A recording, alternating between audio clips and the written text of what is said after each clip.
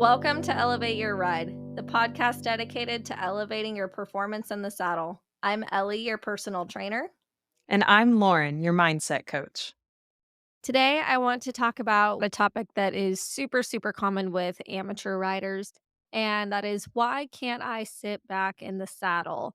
So, there are many reasons why a rider might struggle with sitting back in the saddle, and I wanted to go over those with you today. So there's nothing more frustrating than when you go out to ride your horse and you just feel like you're fighting your body. A lot of amateurs work really hard. They work a 9 to 5, if not longer hours, and then they have a family to take care of at home. A lot of people don't get to live close to their horse, so they have hours of driving time, or they might even have to fly to go out and see their horse. So it's really important that when you actually have the time to go and see your horse, that you are setting yourself up for success physically. And it can be really frustrating for you and your trainer when you finally get that time to go and ride your horse.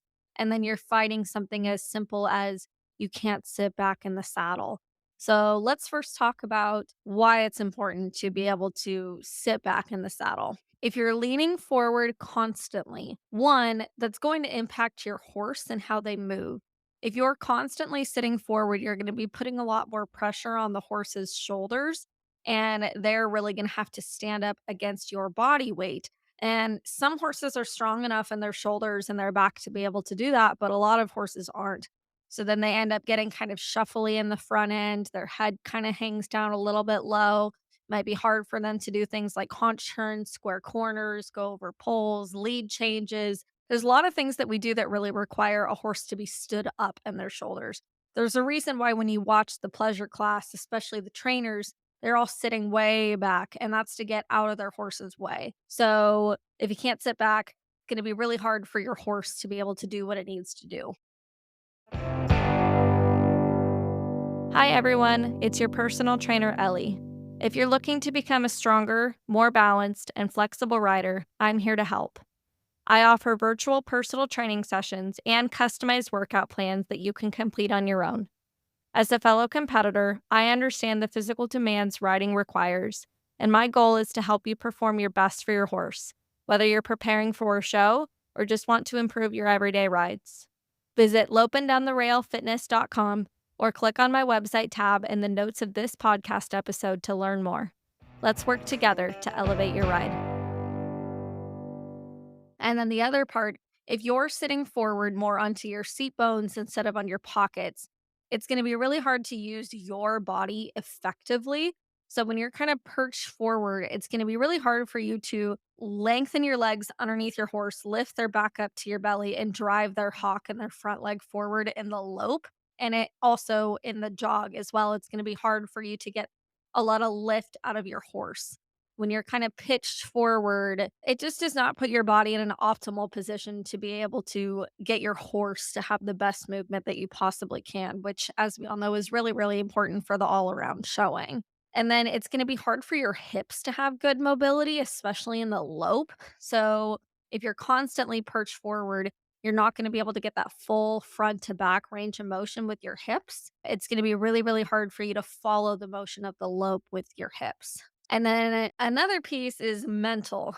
So the more perched forward that you are and the more kind of rounded forward, one, it's going to hurt your confidence a little bit because we know that, especially for the equitation classes, that the judges are really looking for a rider that can stay tall in their spine and not fall forward.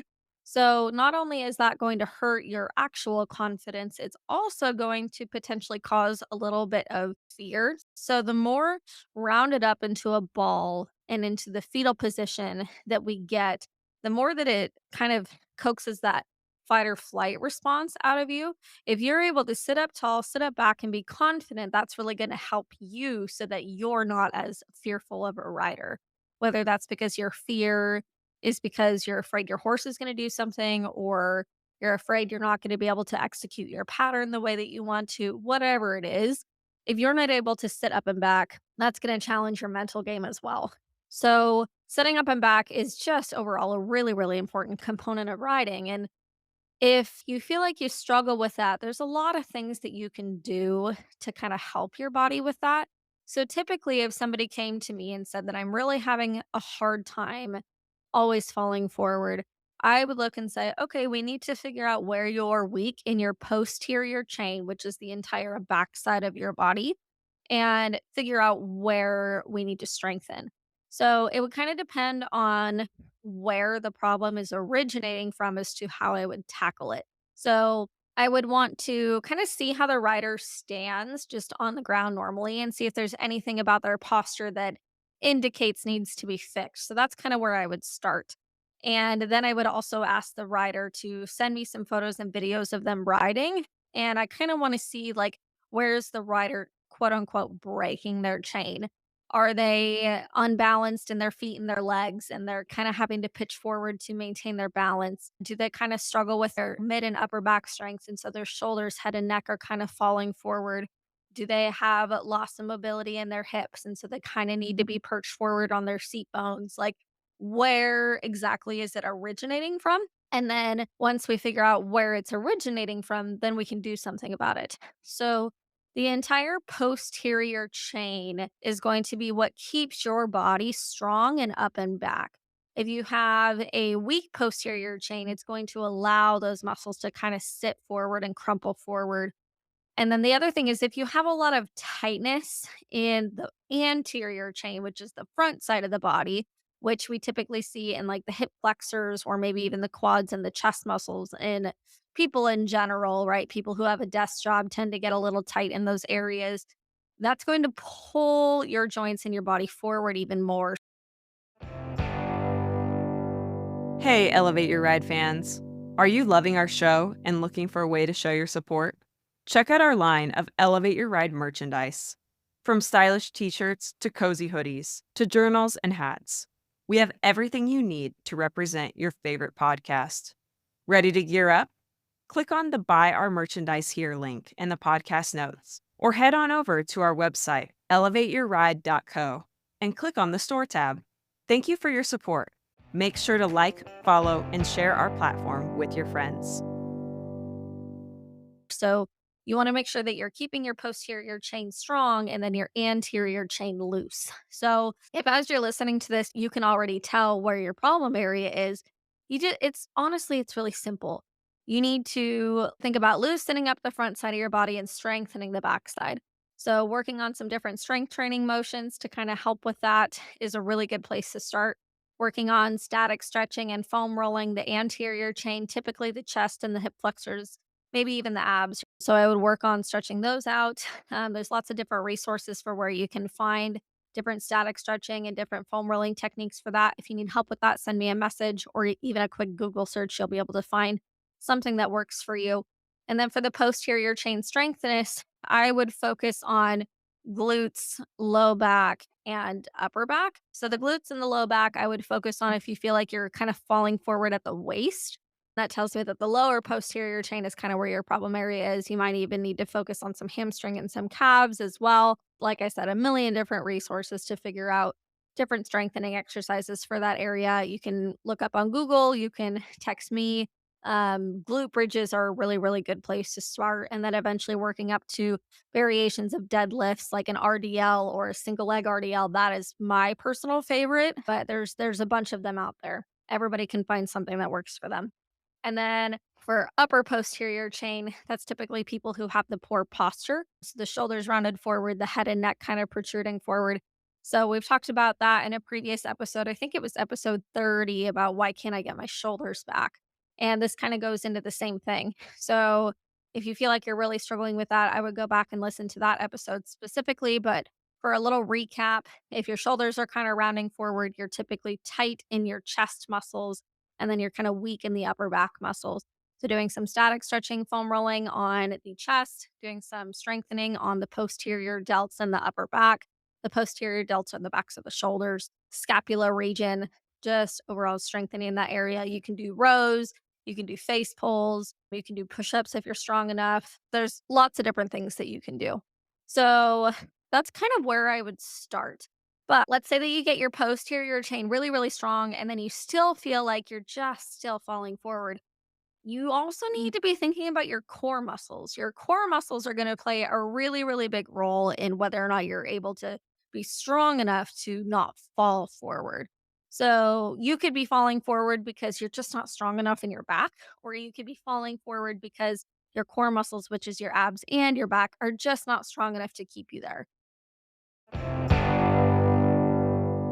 Are you looking for that extra competitive edge, struggling with show pin anxiety, or looking to set and achieve meaningful goals with your horse?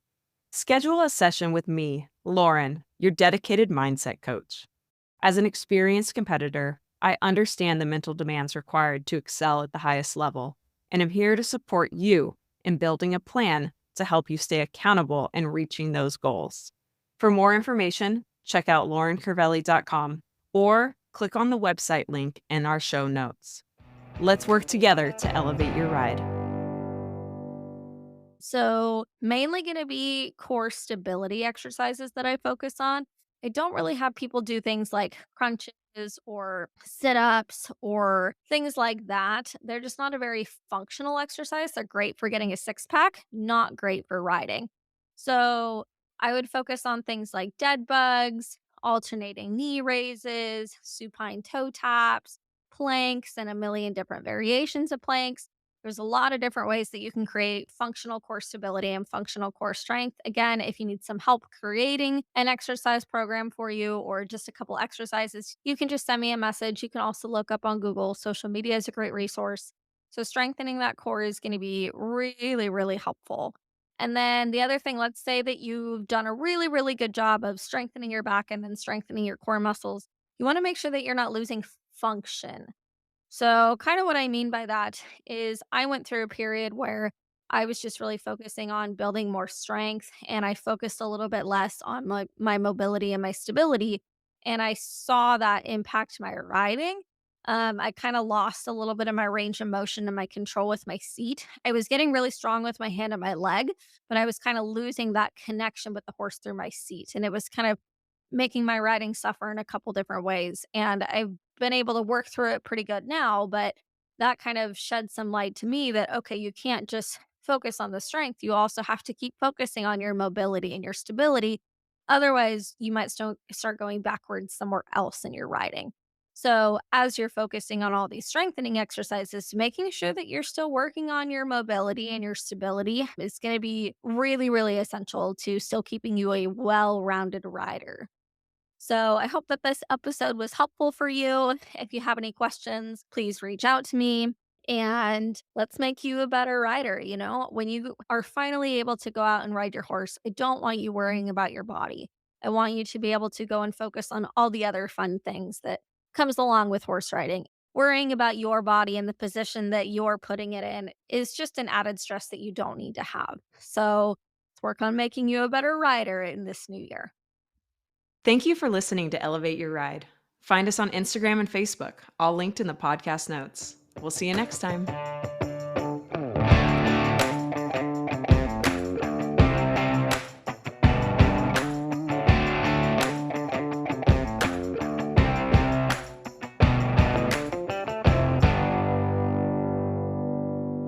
The information provided by Elevate Your Ride is for educational and informational purposes only and is not intended as medical or professional advice.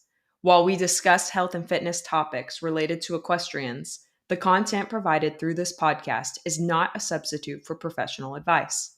The views expressed by the host and guests on Elevate Your Ride are their own and should not be taken as professional guidance. We strive to provide accurate and up to date information, but we cannot guarantee that the information will be applicable to every individual listener or that it reflects the most current research or guidelines. Before making any changes to your health and fitness routine, we strongly recommend consulting with a qualified professional who can provide personalized advice based on your individual needs and circumstances. Elevate Your Ride and its creators will not be liable for any direct, indirect, consequential, special, exemplary, or other damages arising from the use of information on this podcast. Thank you for listening to Elevate Your Ride. We are committed to providing high quality content and appreciate your trust in us as a source of information for your health and fitness journey.